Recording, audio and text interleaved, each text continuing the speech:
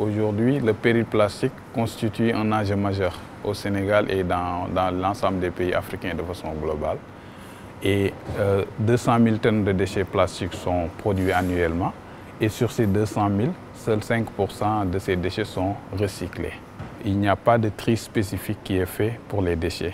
Donc tous les déchets sont collectés de la même manière, ce qui va rendre difficile le recyclage des déchets parce qu'il n'y a pas de tri en amont. Au niveau du Sénégal, nous avons plusieurs initiatives qui sont mises à micro-échelle, que ce soit des marraines de quartier qui favorisent la sensibilisation, certaines industries qui transforment le plastique, la SONAGED /UGC pour la collecte du plastique et des initiatives plus orientées vers les entreprises qui produisent ces déchets, donc que ce soit les entreprises d'embouteillage, etc.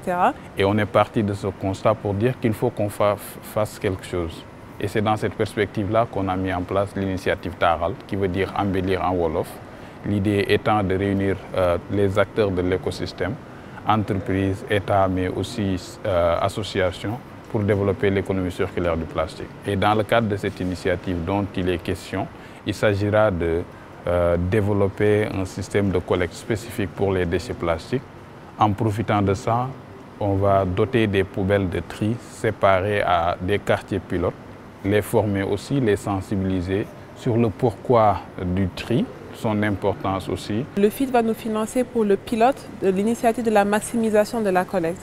Donc, ce sera la mise en place d'un dispositif de collecte au niveau de la région de Dakar, mais aussi au niveau des banlieues, pour pouvoir non seulement comprendre les habitudes des populations par rapport au tri des déchets et pour faciliter la collecte, mais aussi pour pouvoir réduire le taux de déchets qui seront mis dans les quartiers.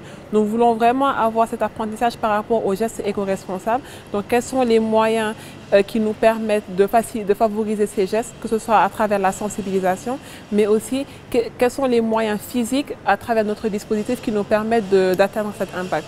Et nous, on se dit, si on met en place une initiative de tri en amont, ça va pousser les gens à le faire, mais aussi ça va renforcer l'obtention de déchets de qualité pour pouvoir alimenter les entreprises de recyclage de façon globale.